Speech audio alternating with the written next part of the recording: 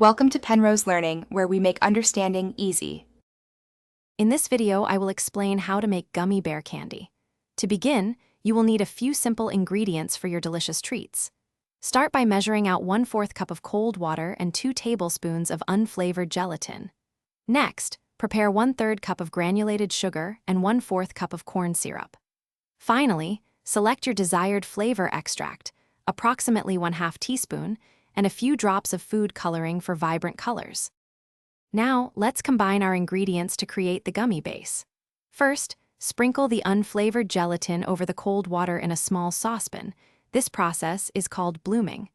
Allow it to sit for about 5 minutes until the gelatin fully absorbs the water and softens. Then, add the granulated sugar and corn syrup to the bloomed gelatin mixture. Gently heat this combination over low heat, stirring continuously until all the sugar and gelatin completely dissolve, creating a clear liquid. With your gummy mixture ready, it's time to give them their iconic shape. Remove the saucepan from the heat and stir in your selected flavor extract and a few drops of food coloring. Next, carefully use a dropper to fill your silicone gummy bear molds with the warm liquid. Be sure to fill each cavity completely, but avoid overfilling to ensure perfectly shaped bears.